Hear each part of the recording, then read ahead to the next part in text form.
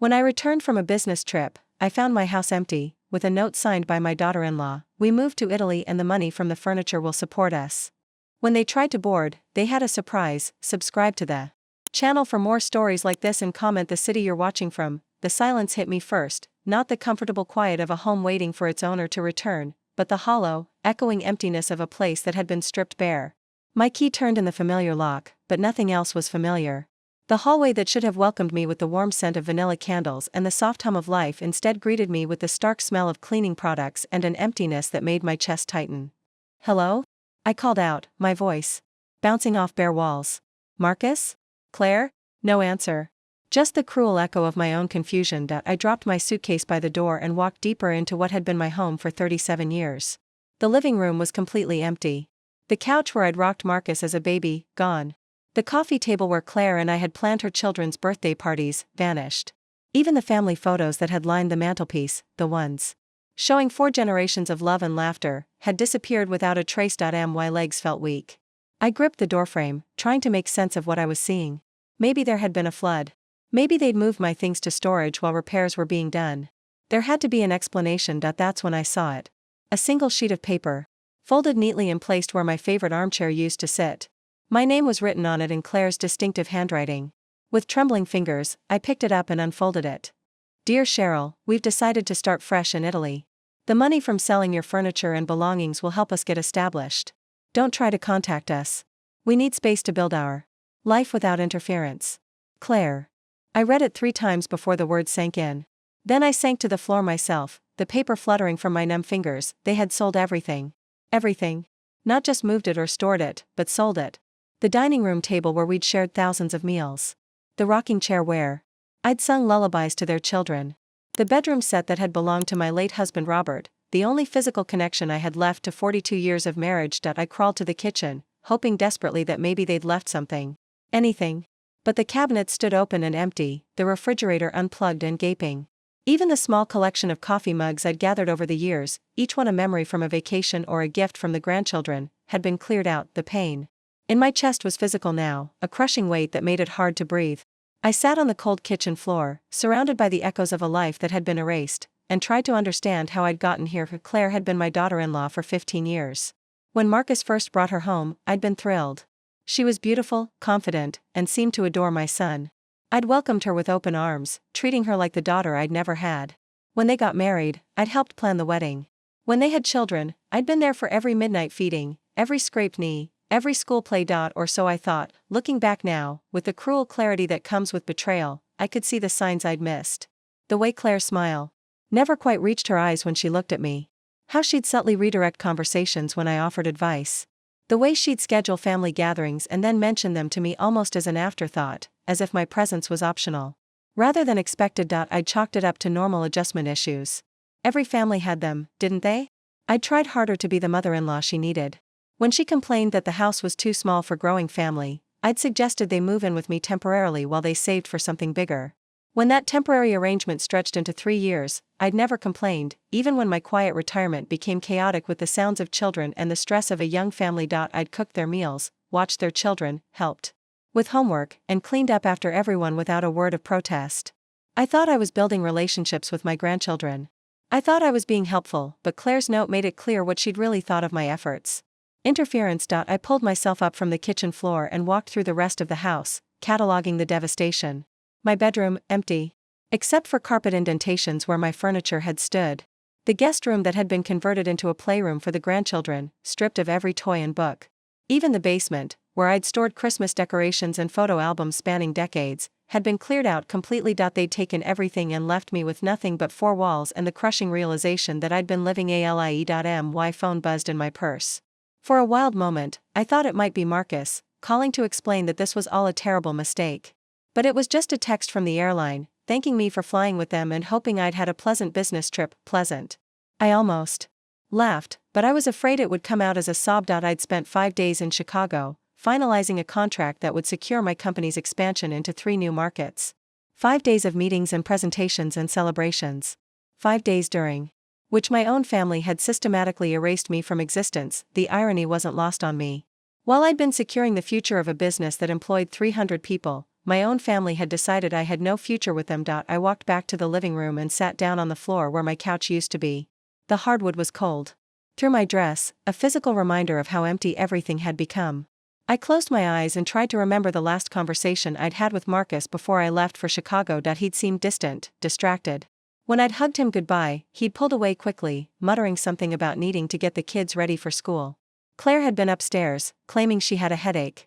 I'd called up to say goodbye, but she'd just shouted down that she'd talk to me when I got back. Now I understood. She'd been avoiding me because she'd already known this would be goodbye forever. The worst part wasn't the missing furniture or even the stolen belongings. It was the children. Emma, who was 7 and always asked me to read her bedtime stories. Little Robert, named after his grandfather, who'd just turned 4 and still called me Nana Cherry. They'd been taken from me without explanation, without a chance to say goodbye. I wondered what Claire had told them about why Nana wasn't around anymore. Did they think I'd abandoned them? Did they miss me, or had Claire already started rewriting their memories, making them forget how much I'd loved them? Darkness was falling outside, and I realized I'd been sitting on the floor for hours, lost in the wreckage of my life. I had nowhere to sleep, nothing to eat, and no one to call who would understand the magnitude of what had been taken from me. But as I sat there in that empty house, something started to shift inside me.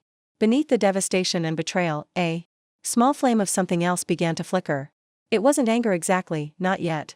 It was something quieter but potentially more powerful. It was the realization that if Claire and Marcus thought they knew who I was, they were about to discover they'd made a very serious miscalculation. The next morning brought a different kind of devastation. One that cut even deeper than finding my empty house. I'd spent the night at a nearby hotel, lying awake on scratchy sheets, staring at the ceiling and trying to make sense of my new reality. When morning came, I knew I needed answers. Real answers. Not just Claire's cold dismissal in that note. Margaret Williams had been my neighbor for 23 years. If anyone would know what had happened while I was gone, it would be her. I found her in her front garden, tending to her roses with the dedication of someone who had nothing but time. "Cheryl," she said when she saw me walking up her driveway. But something in her expression made my stomach drop.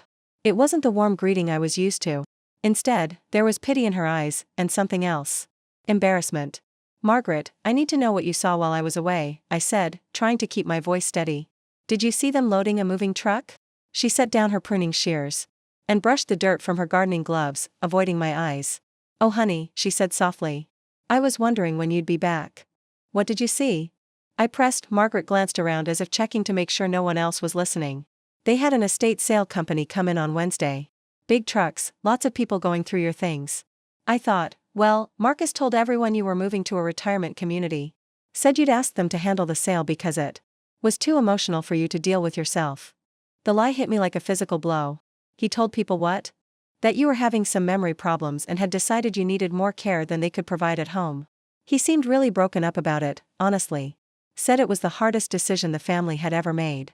I felt my legs wobble and gripped Margaret's garden fence for support. Memory problems? Margaret's face crumpled with sympathy. Claire was telling everyone how difficult it had been, watching you decline. She said you'd been getting confused, forgetting important things, and that the doctors recommended a more structured environment. Each word was a fresh cut. They hadn't just robbed me and abandoned me. They'd destroyed my reputation, made me into a burden, a problem that needed to be managed rather than loved.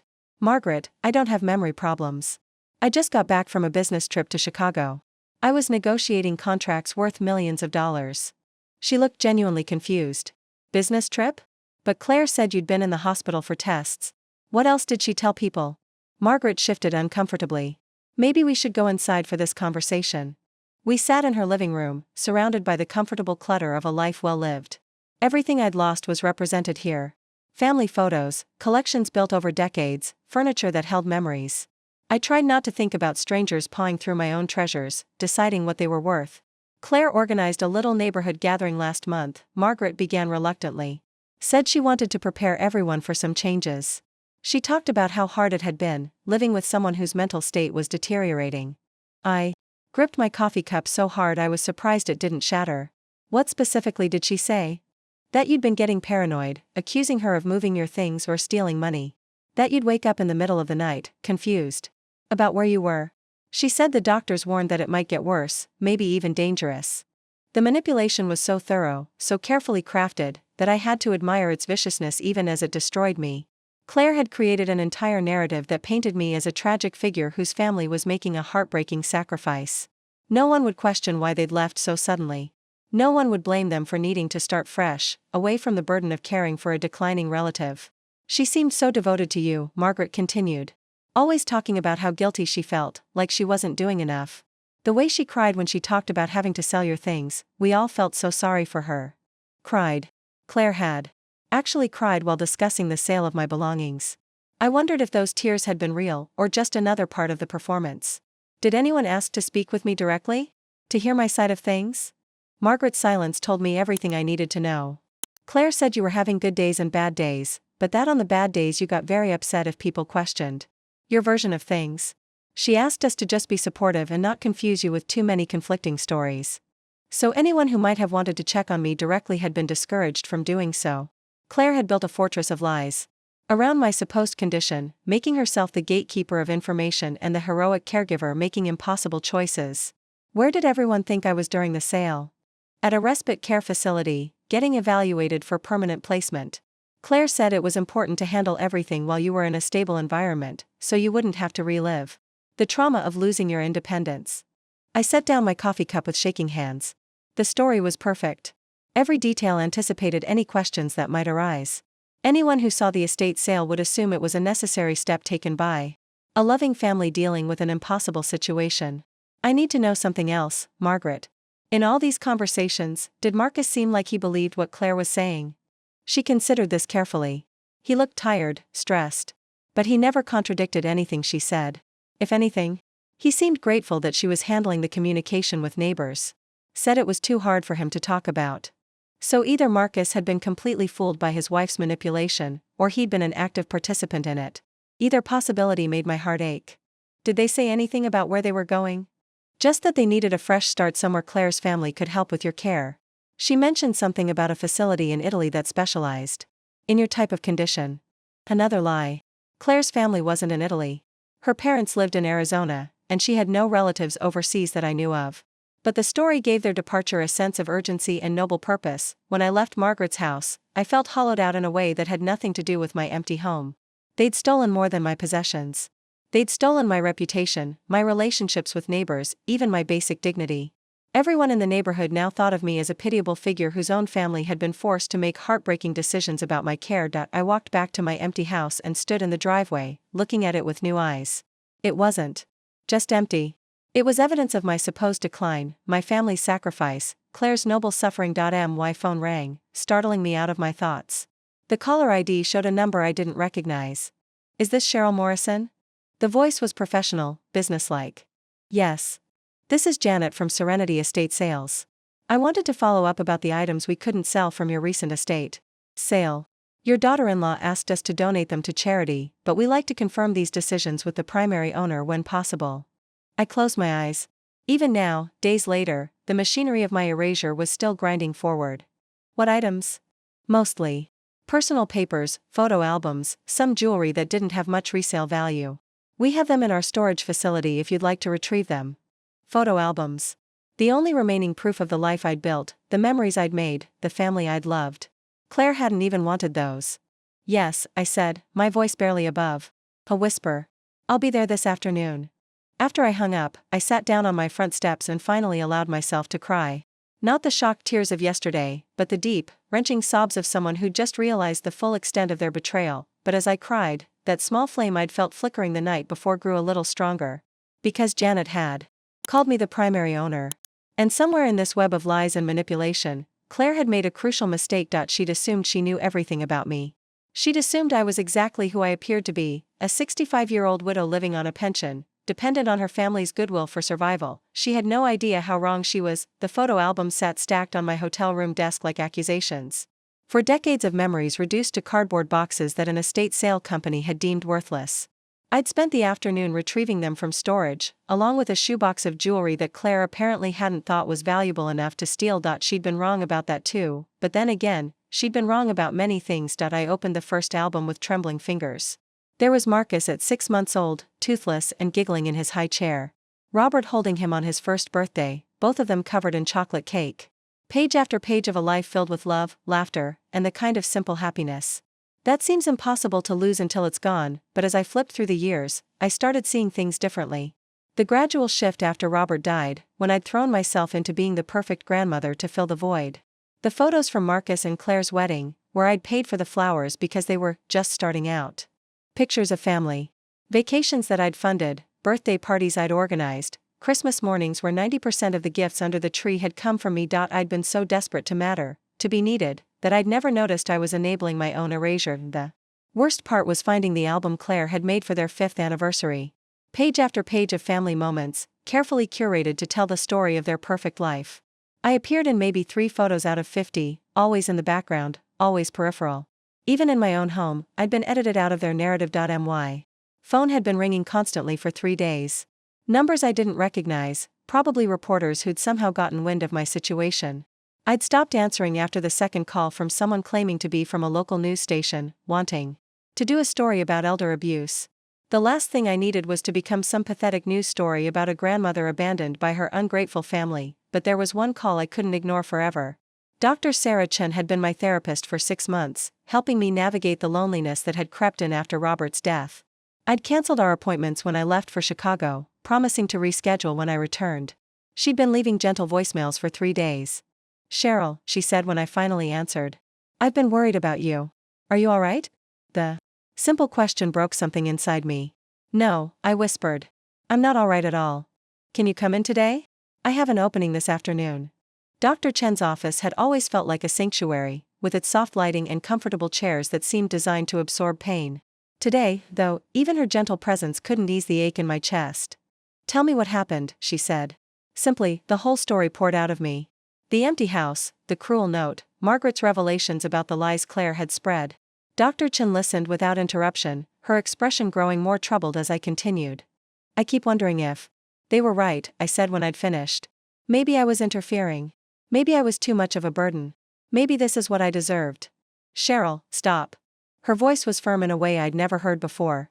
"What you're describing isn't normal family conflict. This is systematic manipulation and financial abuse. But what if I really was difficult to live with? What if I was demanding? Without realizing it? Even if that were true, which I don't believe it is based on everything you've told me about your relationship, there are ways to address family conflicts that don't involve theft and abandonment. What they did to you was cruel and calculated." I pulled a tissue from the box on her table. "The neighbors all think I'm some tragic figure with dementia whose family made a heartbreaking sacrifice. The lies about your mental health are particularly insidious," Dr. Chen said. "Claire created a narrative that made it impossible for anyone to question her actions or support you. It's a classic abuser tactic." Abuser. The word hit me like cold water. I'd never thought of Claire as an abuser, but looking back, I could see the pattern. The subtle undermining, the way she'd isolated me from making independent decisions, the gradual erosion of my confidence in my own perceptions. She made me feel like I was lucky they tolerated me, I realized aloud. And now she's made sure that anyone who might have supported you believes her version of events instead of yours. I spent the next hour unpacking 15 years of manipulation that I'd mistaken for normal family dynamics. The way Claire had gradually taken over planning family events, making me feel like a guest in my own home. How she'd redirected conversations when I tried to share stories about Robert or my past, as if my history was irrelevant. The subtle way she'd trained Marcus to come to her first with problems or decisions, positioning herself as the primary decision-maker in the family. "I enabled it," I said. "I was so grateful to have them in my life that I let her reshape everything to suit her preferences. You were grieving and lonely, and you trusted your family to have your best interests at heart. That's not enabling, Cheryl. That's being human." But as healing as the session was, it didn't change my reality. I was still alone, still facing the wreckage of my life, still dealing with the crushing weight of betrayal. When I left Dr. Chen's office, the late afternoon sun felt too bright, the world too loud and overwhelming. I'd been staying at the hotel for 4 days, but I couldn't hide there forever. I needed to figure out what came next. Did I stay in town and try to rebuild my life under the shadow of Claire's lies? Did I move somewhere new and start over completely? At 65, the prospect of starting from scratch felt overwhelming. That evening, I forced myself to go to the grocery store. I needed basics: toothpaste, coffee, something resembling food. But walking through the familiar aisles was like navigating a minefield of memories. The cereal I used to buy for Emma and little Robert. The fancy crackers Claire liked for her book club meetings. The ingredients for the Sunday dinners I'd cooked every week for 3 years. I was standing in the pasta aisle, staring at a box of the mac and cheese the kids had loved, when I heard a familiar voice behind me. Cheryl? Oh my goodness, how are you doing? I turned to find Linda Patterson, another neighbor. Her expression was a careful mixture of sympathy and curiosity that I was starting to recognize as the standard response to my new status as a tragic figure. I'm fine, Linda. How are you? We've all been so worried about you. Margaret told us about the diagnosis. I'm so sorry you're going through this. Diagnosis. The lies had grown in the retelling, becoming more specific, more medical. What diagnosis? Exactly? Linda looked uncomfortable. Well, you know. The memory issues. Claire mentioned it might be early onset dementia. Early onset dementia. At 65, that would make me a particularly tragic case. I wondered how many neighbors now crossed the street when they saw me coming, afraid of witnessing my supposed decline firsthand. Linda, I don't have dementia. I don't have any memory problems. Claire lied about that. The expression on Linda's face shifted from sympathy to alarm. Oh honey, I know this must be confusing for you. But Claire showed us the doctor's report. She showed you a medical report about my condition? Linda realized she'd said too much. I mean, she just wanted the neighborhood to understand why things had to change so suddenly. We all thought it was very brave of her, taking on so much responsibility. A medical report. Claire had actually created fake medical documents to support her lies. The level of premeditation was breathtaking. Where did she say I was living now? I asked. The memory care facility in Phoenix. She said the warm weather was better for your condition. Phoenix, where her parents lived. Another layer to the lie that made it seem more credible. I left Linda standing in the pasta aisle, looking confused and concerned. Let her call Claire to report the strange encounter with the supposedly demented grandmother. Let them all wonder why I seemed so coherent, so angry, so unlike the tragic figure they'd been told to pity. Back in my hotel room, I sat on the edge of the bed and stared at myself in the mirror. I looked tired, older than my 65 years, but there was nothing confused or declining about my appearance.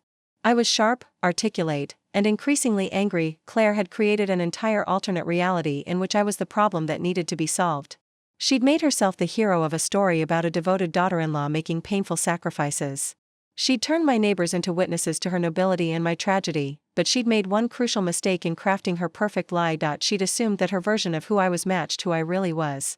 She'd built her whole scheme on the assumption that I was exactly what I appeared to be, a lonely widow dependent on family charity, with no resources or power of my own. Tomorrow, I decided, it was time to show her just how wrong she'd been about that. The morning I decided to reclaim my life started like any other, with coffee that tasted like cardboard and the hollow ache of sleeping in a place that wasn't home. But as I sat in that sterile hotel room, surrounded by the salvaged remnants of my former life, I made a decision that would change everything. It was time to stop being the victim of Claire's story and start writing my own. I called my assistant. First. Patricia had worked for me for 12 years, and her voice brightened immediately when she heard mine. Mrs. Morrison. How was Chicago? Did the Richardson contract go through? It went perfectly, Patricia. But I need you to clear my calendar for the rest of the week. There's been a family situation. Of course. Is everything all right? I paused, looking around the hotel room that had become my temporary refuge. It will be. But I need you to pull some files for me. Everything we have on Transatlantic Airways passenger manifests for the past week, specifically any flights to Italy. There was a brief silence. Patricia had been with the company long enough to know that when I asked for something specific, there was usually a very good reason. Should I have legal review the request? No need. I'm the owner, remember? I could hear her smile through the phone. Sometimes I think people forget that. I'll have the information within the hour. After I hung up, I sat back and let myself think about Robert. My husband had been gone for 7 years now, but I could still hear his voice sometimes, usually when I was facing a difficult decision. He'd always been the bold one in our partnership, the one who pushed me to take risks I would have avoided on my own. Don't let them underestimate you, he'd said once, early in our marriage, when a business competitor had tried to intimidate me during negotiations. They see a soft-spoken woman and think they know your limits. That's when you show them they're wrong. Robert had started Transatlantic Airways with 2 planes and a dream in 1978. When he died, everyone expected me to sell the company. After all, what did a 60-year-old housewife know about running an international airline?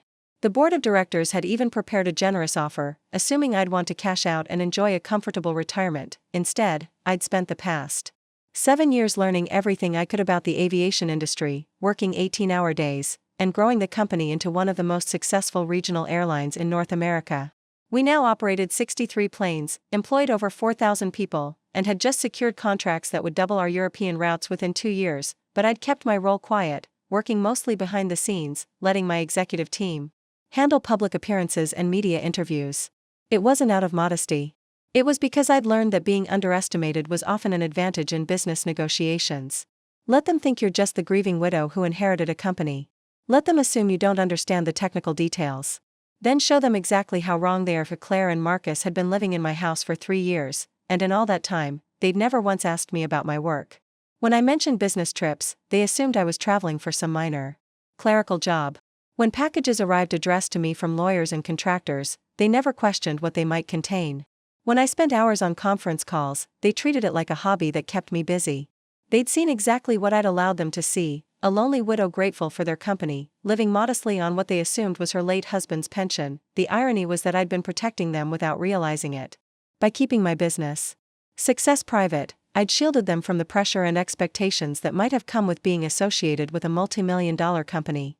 I'd wanted them to love me for who I was, not what I could provide. Instead, they'd stolen from who they thought I was and abandoned me without a second thought. Patricia called back within the hour, as promised. I found them, she said. Marcus and Claire Morrison, along with 2 children, Emma and Robert. They flew from Denver to Rome 4 days ago on flight 747. My heart clenched at hearing the children's names. They were somewhere in Italy right now, probably confused about why they couldn't call Nana anymore, possibly being fed more lies about my supposed condition. What seat assignments did they have? Let me see, they were in first class. Seats 2A through 2D. First class. Of course they'd traveled in style with the money they'd stolen from selling my belongings. The image of Claire sipping champagne while I'd been crying on my empty kitchen floor made my jaw clench. Patricia, I need you to do something else for me. Contact our Rome office and have them run a trace on any credit cards used by those passengers. Since their arrival, I want to know exactly where they're staying. Well, it's technically possible through our corporate security protocols, but is this something we should be doing? I understood her concern. Using corporate resources for personal matters wasn't exactly standard practice. But this wasn't really personal anymore. It was about justice. They stole from me, Patricia. I'm simply tracking down my stolen property. Understood. I'll have the information by this afternoon. The next call I made was to my lawyer, David Brennan. He'd handled Robert's estate and had been managing my business legal affairs ever since. His secretary put me through immediately. Cheryl, good to hear from you. How did Chicago go? Very well, but I have a different matter to discuss. I need to know what legal options I have when someone has stolen and sold my personal property without permission. David's tone sharpened immediately. Are we talking about a break-in? Have you contacted the police? It's more complicated than that. The thieves were my son and daughter-in-law, and they did it while I was out of town. They cleaned out my entire house and sold everything through an estate sale company. There was a long pause. Cheryl, that's not just theft. If they misrepresented their authority to sell your property, it could be fraud as well. Do you have documentation proving ownership of the items? I have receipts for most of the major pieces, insurance records, photographs. And I never gave them permission to sell anything. Then you have multiple options, both criminal and civil. We could pursue charges for theft, fraud, and possibly elder abuse, depending on how they justified their actions. Elder abuse? The term made me flinch, but I recognized its accuracy. They'd exploited my trust, stolen my property, and abandoned me based on lies about my mental capacity. If that wasn't elder abuse, I didn't know what was. I want to understand all my options before I decide how to proceed. I'll start preparing the documentation. In cases like this, time is important. The longer we wait, the harder it becomes to recover assets and prove intent. After I hung up, I sat quietly for a few minutes, thinking about the path I was choosing. Part of me still wanted to believe that Marcus had been manipulated, that if he knew the truth about what Claire had done, he'd be horrified. But then I remembered Margaret's words about how he'd seemed grateful to let Claire handle all the communication with neighbors. Even if Marcus had been fooled by Claire's lies about my mental state, he'd still participated in stealing and selling my possessions. He'd still abandoned me without a word of goodbye. He'd still chosen to believe the worst about the woman who'd raised him and supported his family for years. Patricia called back at 3 o'clock with the information I'd requested. They're staying at the Hotel Villa San Martino in Rome. It's a 5-star resort, about $400 a night. They've been using credit cards for meals at expensive restaurants, shopping on the Via del Corso, and they booked a week-long tour of Tuscany starting tomorrow. $400 a night. My stolen belongings were funding a luxury vacation while I was living in a budget hotel, trying to piece my life back together. Is there anything else you need? Patricia asked. I thought about that question carefully. What did I need? Justice? Revenge? Simply the satisfaction of knowing they wouldn't get away with what they'd done? Actually, yes. I need you to check something else. Do we have any flights scheduled from Rome back to the United States in the next few days? Let me check. We have flight 862 leaving Rome for Denver tomorrow at 2:15 p.m. It's fully booked, but there are a few passengers on the standby list. Perfect. I need you to do me a favor, Patricia. And this one might seem strange, but trust me. What do you need? I want you to personally call the captain of Flight 862. Tell him there's been a change in ownership protocol, and that for this particular flight, he needs to make a special announcement before takeoff. I'll email you the exact wording. An ownership announcement? Cheryl, we don't usually. I know it's unusual. But sometimes unusual situations require unusual solutions. After I hung up, I spent an hour crafting the perfect message. It needed to be professional, factual, and absolutely devastating. When I was satisfied, I sent it to Patricia with instructions to have the captain read it verbatim. Then I made one more call, to the estate sale company that had handled the liquidation of my life. This is Cheryl Morrison. I believe you handled a sale of my belongings last week without my permission. Oh, Mrs. Morrison. I'm so sorry for the confusion. Your daughter-in-law assured us that you'd authorized the sale but were too ill to handle the details yourself. I was never ill, and I never authorized anything. I want a complete list of everything that was sold and who bought it. I also want to know exactly how much money changed hands. There was a nervous pause. Well, that might be difficult. We paid your daughter-in-law directly, as she requested. How much? The total sale came to just over $18,000. $18,000. They'd stolen and sold 40 years of my life for $18,000, then used the money to fund a luxury vacation in Italy, but Claire had made one crucial error in her calculations. She'd assumed that $18,000 was enough to disappear with, that I had no resources to track them down or make them pay for what they'd done. She was about to learn just how expensive that assumption would prove to be. The call came at 6:30 a.m. Rome time, just as I'd calculated it would. I was sitting in my hotel room, fully dressed despite the early hour, waiting for Patricia to confirm that everything had gone according to plan. When my phone finally rang, her voice was barely contained excitement. Cheryl, you're not going to believe this. I just got off the phone with Captain Rodriguez from Flight 862. Tell me everything. Well, he made the announcement. Just like you requested, right after they reached cruising altitude. He said the passengers took it poorly. I closed my eyes, imagining the scene. Claire and Marcus, probably relaxed in their first-class seats, maybe even congratulating themselves on how smoothly their plan had worked. The children hopefully asleep, blissfully unaware of the storm about to break over their parents' heads. What exactly happened? According to Captain Rodriguez, there was a woman in first class who became hysterical. She started screaming, then apparently fainted. The flight crew had to use the medical kit to revive her, and she spent the rest of the flight crying and making phone calls. Claire, my daughter-in-law who had orchestrated my destruction with such cold precision, had finally learned that actions have consequences. And the man with her? Captain Rodriguez said he looked like he was going to be sick. Kept asking the crew if there was any way to verify the announcement, if maybe it was some kind of mistake. He tried calling someone repeatedly, but couldn't get through. Of course he couldn't get through. I'd had Patricia ensure that any calls to numbers associated with our company would route through a special system that day, one that would politely inform callers that due to high call volume, they should expect delays in reaching customer service. Did they say anything else to the crew? Patricia's voice took on a tone of barely suppressed amusement. The woman kept insisting there had to be some mistake, that the owner of Transatlantic Airways was an elderly woman with dementia living in a care facility in Phoenix.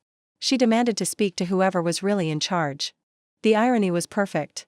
Claire had been so convinced of her own lies that even when confronted with the truth, she couldn't accept it.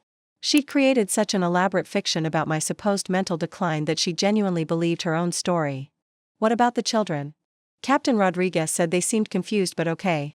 The man, your son I assume, kept them calm and away from the woman during her breakdown. At least Marcus had enough sense left to protect Emma and little Robert from witnessing their mother's complete meltdown. But that small mercy didn't absolve him of his role in what they'd done to me. Are they still in Italy? Actually, that's the interesting part.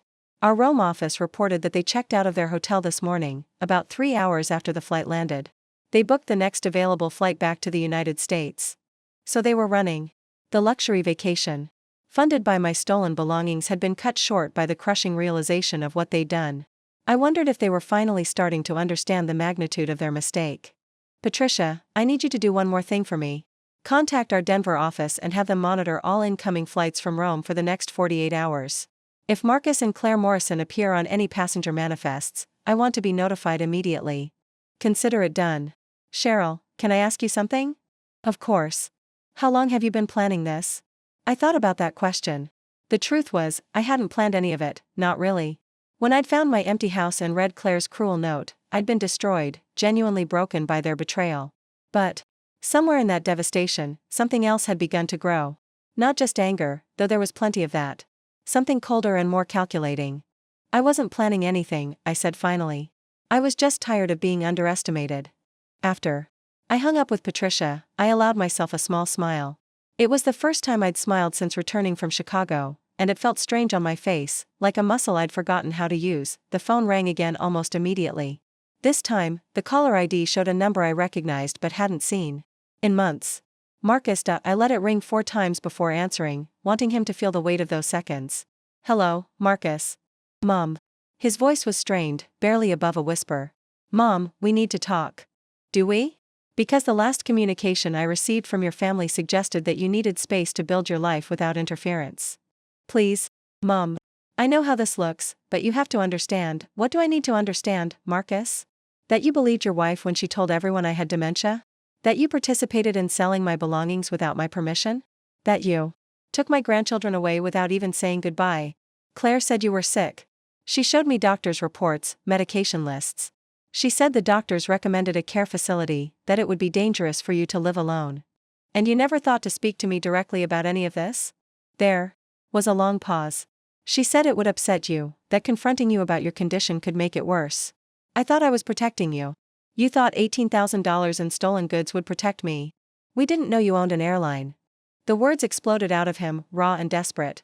We thought you were living on Dad's pension, that you were struggling to make ends meet. Claire said we were helping you by handling the sale, that you'd be grateful not to have to deal with the stress.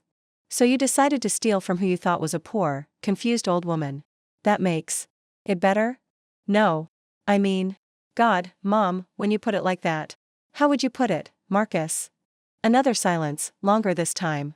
When he spoke again, his voice was thick with what might have been tears. I don't know. I don't know how to explain any of this. Claire was so sure, so convincing. She had all these documents, medical reports that looked real. She was crying all the time, talking about how hard it was to watch you decline. Medical reports that were fake, Marcus. Your wife committed fraud to convince you I was incompetent. I'm starting to figure that out. His voice was bitter now. Do you know what it's like to realize that your wife has been lying to you for months? That she manipulated you into abandoning your own mother? Do you know what it's like to come home and find that your own son helped steal everything you owned? We sat in silence for a moment, 2 people who had loved each other trying to navigate the wreckage of that love. Claire wants to make this right, Marcus said finally. Does she? She's terrified, Mom. She knows she made a mistake, a huge mistake. She wants to pay back every penny, replace everything we sold, do whatever it takes to fix this. And what do you want, Marcus? I want my mother back. I want to explain to Emma and Robert why Nana disappeared from their lives. I want to undo the last week and make different choices. For a moment, I felt my resolve waver. This was my son, the little boy I'd rocked to sleep, the man I'd watched become a father. The pain in his voice was real, and despite everything, I still loved him, but love didn't erase betrayal. It didn't undo the nights I'd cried myself to sleep in a hotel room, or the humiliation of having neighbors pity me as a tragic figure with dementia. Marcus, do you know what your wife told the neighbors about me? Some of it. I'm learning that most of what she told me was lies. She created fake medical documents. She convinced an entire neighborhood that I was mentally incompetent. She painted herself as a heroic caregiver making painful sacrifices. She didn't just steal my belongings, Marcus. She stole my reputation, my dignity, my relationships with people I'd known for decades. I know. And I know sorry isn't enough. No, it isn't. So what happens now? I looked out the hotel window at the city where I'd lived for 40 years, where I'd built a life and raised a family and buried a husband. Where I'd been erased from existence by the very people I'd trusted most. Now you and Claire live with the consequences of your choices. Mom, please, I'm not your mother anymore, Marcus. You made that clear when you abandoned me. Don't call this number again. I hung up before he could respond, then immediately turned off the phone. My hands were shaking, but not with weakness. With the terrible power of finally taking control of my own story, the next call would come soon, I knew. Claire would try next, probably with a different strategy. Maybe she'd put Emma or little Robert on the phone, using my love for them as leverage. Maybe she'd threaten legal action or claim I was being vindictive, but for the first time since finding that cruel note in my empty house, I felt like myself again. Not the victim of their betrayal, not the tragic figure from their lies. I was Cheryl Morrison, owner of Transatlantic Airways, and I was done being underestimated. 3 months later, I was standing in the living room of my new home, watching the morning sun stream through floor-to-ceiling windows that overlooked the mountains. The penthouse was everything my old house hadn't been: modern, spacious, and entirely mine. No memories of betrayal lingered in these walls, no echoes of manipulation whispered in the corners. Patricia knocked softly on the doorframe. Even after all these months, she still seemed amazed by the transformation from the modest woman she'd known to the powerful executive I'd finally allowed myself to become. "The Richardson contract expansion is ready for your signature," she said, setting the folder on my new desk. "And David Brennan called. He has an update on the legal situation." I nodded, signing the contract that would bring 300 new jobs to our Denver hub. Business had never been better. It was remarkable how much energy I'd gained once I stopped hiding who I really was. "What did David say?" "Claire and Marcus have been trying to reach you through his office. They've offered to pay full restitution plus damages. They want to negotiate a settlement." I set down my pen and looked out at the view. In the distance, I could see planes taking off from Denver International Airport, some of them bearing the Transatlantic Airways logo I'd worked so hard to build into something meaningful. "What kind of damages are we talking about?" "The $18,000 from the estate sale, plus market value replacement costs for items that can't be recovered, plus compensation for emotional distress. David estimates they're offering around $200,000 total." $200,000. 6 months ago, that would have seemed like an impossible amount of money to someone who thought I lived on a pension. Now it was barely a rounding error in my quarterly revenue reports. And what do they want in return? No criminal charges. No civil lawsuit. Complete confidentiality about what happened. Of course they wanted confidentiality. Claire's carefully constructed image as the devoted daughter-in-law couldn't survive the truth about what she'd done. And Marcus probably couldn't face the reality of what his neighbors would think if they learned how he'd treated his mother. "Tell David I'll consider their offer." But I already knew what my answer would be. That afternoon, I drove to the cemetery where Robert was buried. It had been my weekly ritual since moving back to town, bringing fresh flowers and spending an hour talking to the man who'd believed in me even when I didn't believe in myself. "They want to buy their way out of what they did," I told his headstone, arranging the roses I'd brought.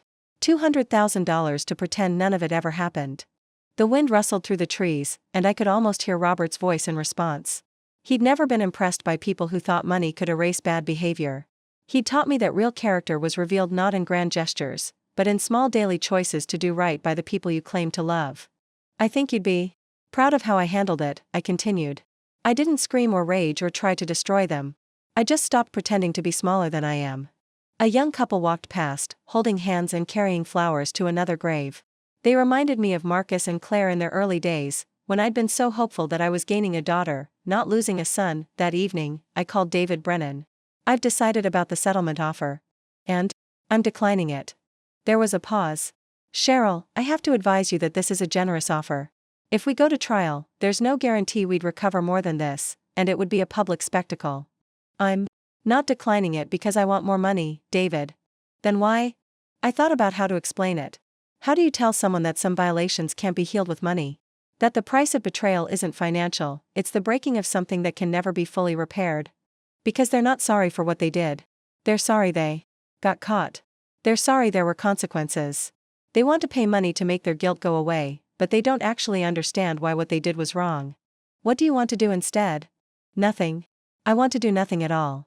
David was quiet for a moment. "Nothing?" "I'm not pressing criminal charges. I'm not pursuing a civil lawsuit. I'm not accepting their money. I'm simply done with them." "Cheryl, that's... Well, it's certainly your choice. But it means they get away with what they did." "No, David. It means they have to live with what they did. Claire has to wake up every morning knowing that she destroyed a family for $18,000. Marcus has to explain to his children why Nana isn't part of their lives anymore. They have to carry that weight forever, and no amount of money can take it away." The next day, I received a call from a number I didn't recognize. When I answered, it was Emma's voice, small and confused. Nana Cherry? Mommy said I could call you. My heart clenched. In all of this, the children were the true victims. They'd lost their grandmother because of their parents' greed and manipulation, and they probably didn't understand why. Hello, sweetheart. How are you? I miss you, Nana. Mommy said you were sick and had to go away, but Daddy said that wasn't true. I don't understand. Through the background noise, I could hear Claire coaching her, whispering what to say next. Even now, even in this desperate attempt at reconciliation, she was using her child as a tool. Emma, honey, I miss you too. But sometimes adults make choices that hurt people, and then things have to change. Can't you come visit? We're back. Home now. We didn't like Italy very much. I closed my eyes, hearing the innocence in her voice. She had no idea what her parents had done, no concept of the betrayal that had shattered our family. Not right now, sweetheart. But I want you to know that I love you very much, and that will never change. Mommy wants to talk to you. Before I could respond, Claire's voice came on the line, tight with desperation. Cheryl, please. The children need their grandmother. Whatever happened between us, they shouldn't have to suffer for it. You're right, Claire. They shouldn't have to suffer. But you made the choice to take them away from me. You told them I was sick, that I was dangerous to be around. You poisoned their understanding of who I am. I can fix that. I can tell them the truth. What truth would that be, Claire? That you lied about my mental health? That you stole my belongings? That you abandoned me based on lies you created? I made mistakes, terrible mistakes. But I'm trying to make them right. No, you're trying to make them go away. There's a difference. I could hear her crying now, but it didn't move me the way it once might have. I'd seen too clearly how easily she could manufacture tears when they served her purposes. What do you want from us? She whispered. I don't want anything from you, Claire. I want you to live with what you've done. I want you to explain to Emma and Robert why their Nana isn't in their lives anymore. I want you to carry the weight of knowing that you destroyed a family for money. That's cruel. Is it more cruel than what you did to me? She had no answer for that. The months that followed brought a peace I hadn't expected. I threw myself into expanding transatlantic airways, finally stepping into the public role I'd avoided for so long. Business magazines wrote profiles about the widow who'd transformed a small airline into an international success. I gave speeches at conferences about leadership and resilience, but the real satisfaction came from smaller moments. Patricia had become more than an assistant. She was a trusted friend who understood both the business and personal sides of my life.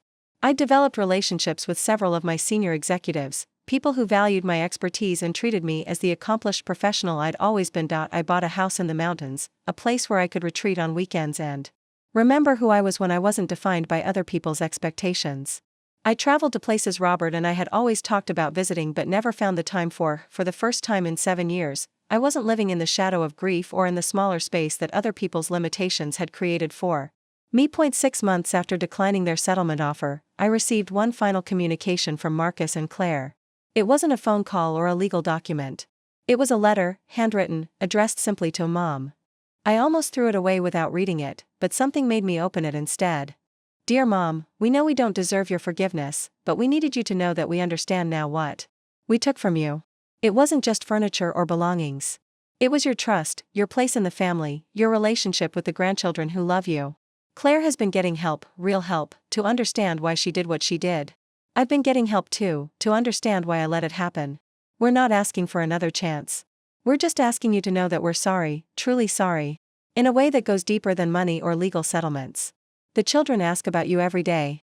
We tell them that Nana loves them but that we made mistakes that hurt her very badly. Emma drew you a picture that we'll keep until someday, maybe, you're ready to see it. We love you. We'll always love you. And we'll spend the rest of our lives wishing we'd made different choices. Marcus. I read the letter twice, then folded it carefully and placed it in the drawer of my desk. Not because I was ready to forgive them, but because someday, maybe, Emma and Robert would want to know that their father had finally understood the magnitude of what had been lost. That evening, I stood on my balcony watching the sunset paint the mountains in shades of gold and purple. In the distance, I could see the lights of the airport, the steady stream of planes carrying people toward whatever came next in their lives. I thought about the woman I'd been 6 months ago, crying on the floor of an empty house, believing that her family's abandonment somehow reflected her worth. That woman felt like a stranger now, someone I'd once known but had outgrown. The truth was, Claire and Marcus had given me an unexpected gift when they tried to destroy me. They'd forced me To stop hiding, stop diminishing myself, stop accepting less than I deserved. In trying to erase me from their story, they'd helped me write my own. I was 65 years old, the owner of a successful company, surrounded by people who respected and valued me. I had resources, influence, and the hard-won knowledge that I never again needed to make myself smaller to fit into someone else's version of who I should be. As the first stars appeared in the darkening sky, I smiled. It was a real smile this time, not the careful, hopeful expression I'd worn for so many years while trying to earn love that should have been freely given. I was finally, completely, unmistakably free.